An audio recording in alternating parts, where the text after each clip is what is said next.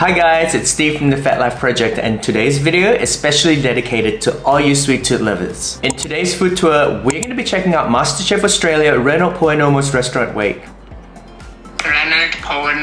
Reynold Poernomo's flagship restaurant KOI, which is located at 6 Central Park Avenue in Chippendale, Sydney. But a lot of longtime fans of Reynold and of the KOI Dessert Bar will be aware that this location is actually quite new, as they just opened up their doors in July 2022. In fact, the original flagship KOI Dessert Bar used to be located along the Spice Alley. This new venue is also divided into 3 distinct dining experiences. Section 1 is the original KOI Dessert Bar, featuring desserts that honestly look like works of art. Section 2 is Monkey's Corner, which is a small hip Asian bar focusing on Japanese-inspired dishes that look like this, as well as some very quirky cocktails. In Section 3 is KOI Experiential, which is a 12-seater degustation experience. In fact, there is just so much information to cover, such as when to go, what to expect, what to order, etc, that I've decided to make this a 3-part series. In this part 1 here, we are going to be starting specifically with the KOI Dessert Bar. I will give you a little tour of the dessert bar, order some of their bestsellers and try them out so that you know exactly what to get when you do visit. And so if that sounds good to you, well then just sit back, relax, and let me take you on a little tour to the KOI Dessert Bar. Did you know that KOI stands for Kids of Ike, Ike being Reynold Poernomo's mother, Ike Malata, and the kids being Reynold and his brothers Ronald and Arnold. Reynold's mother, Ike, started the art plate from their family garage in 2012 that supplied to a chocolate cafe in Sydney. In 2015, all 4 came together to establish KOI Dessert Bar that focuses on high-end, handcrafted pastries and desserts. Reynold, the youngest sibling, made his debut on Masterchef Australia back in 2015. He finished 4th in Season 7 and actually returned in Season 12 where he placed 3rd. While he didn't win on either season, he definitely won over many people who were watching the show closely, with his attention to detail, creativity and passion for creation, which almost instantly made him the nation's beloved dessert king. All these amazing qualities and his constant drive to ever improve is exactly what sets KOI Dessert Bar apart from the other dessert shops. Every dessert you get here is unique and carefully crafted. The shop's menu is constantly evolving, with new and exciting desserts being added all the time. It's no wonder that KOI Dessert Bar has become a popular destination for both locals and tourists alike. There is certainly no doubt that the desserts at KOI are visually stunning. I mean guys, just look at these. The real question is, are they as delicious as they look? Well, that's exactly what we're here today to answer. And so in this next section, we are going to be checking them out together. I went right when the store opened at 11 AM on a weekday, even though they're open till 10 PM to avoid crowds because, well, I was filming and also because I didn't want to miss out on any of their popular items. But hot tip, the girl at the counter said that additional dessert items do arrive closer towards midday. Anyway, I kind of wanted the venue to drive the experience Russian roulette style, so I simply went up to the cashier and asked them for 5 of their best-selling dessert items.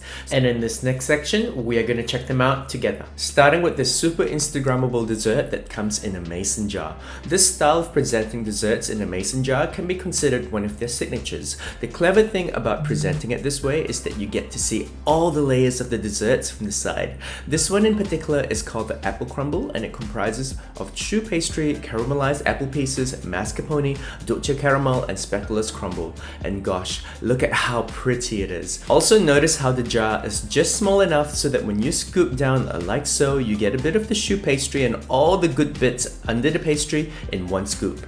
I think it's such a thoughtful design. Taste-wise, the pastry was fluffy but with a crunchy outer layer. The apple, mascarpone, and dolce caramel combined together was also such a treat. In case it wasn't clear enough, these mason jar style desserts are an absolute must-try. I absolutely love Mont Blancs, and so when the girl at the counter recommended it, I didn't think twice. The dessert is super popular in Japan and comprises of chestnut, vanilla, coffee, chocolate, and almond, creating a complex and tasty experience. The chestnut layer is rich and creamy, the vanilla and coffee notes provide a subtle balance and depth of flavors, while the chocolate serves up the sweet element. I also like the special touch of the rum raisin with gold foil at the top. Overall, the Mont Blanc at KOI Dessert Bar is definitely on par with what's out there.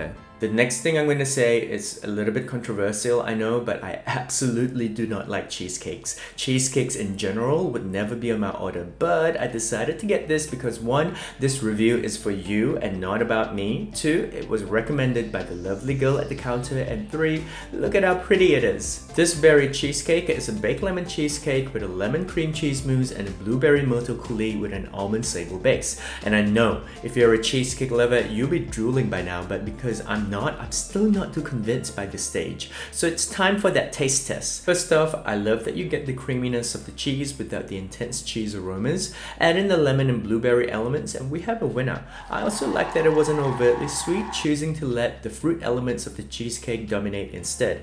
I mean, I can even taste the almond used in the base. Guys, this was surprisingly good. And I'm so glad it was, because this Basque cheesecake was the other dessert that was recommended to me.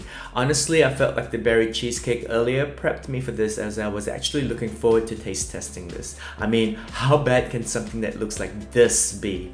It is a decadent burnt cheesecake topped off with lychee cream and raspberries. As with any work of art, it's all about the attention to details. You see this white pearl inside the raspberry? It is a popping pearl, you know, the type that you get in boba teas? And when you bite into it, it contains lychee juice. And the cheesecake was so well done. It provided a creamy base for one to experience the other flavors. I mean, I can clearly taste the lychee and raspberry flavors, which would usually be completely overpowered by something as intense as cheese. Guys, I definitely recommend both of these cheesecakes, and that's saying a lot for someone who doesn't usually eat them. But this next one was undoubtedly, hands down, the favorite thing I ate at KOI Dessert Bar.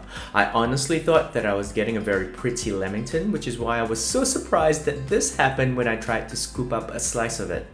The filling has a light custard texture made out of Mirabelle plum, mango, green tea rose, and sudachi, before coated in a chocolate spray that looks black but is actually dark blue and topped off with edible gold. I finished this in 2 bites. It was that good. I mean, as you've seen so far in this video, you will be absolutely spoiled for choice when you do visit, but if you could only order one thing, this is what I would recommend you get. If watching this has made you gain even more respect and adoration for Reynold, well, wait till you see what's in store in part 2 when I check out Monkey's Corner. But make sure you subscribe and turn on that bell notification so that you can be notified the moment part 2 drops. Also, if you've enjoyed this little tour of the KOI Dessert Bar, I would really appreciate a little thumbs up.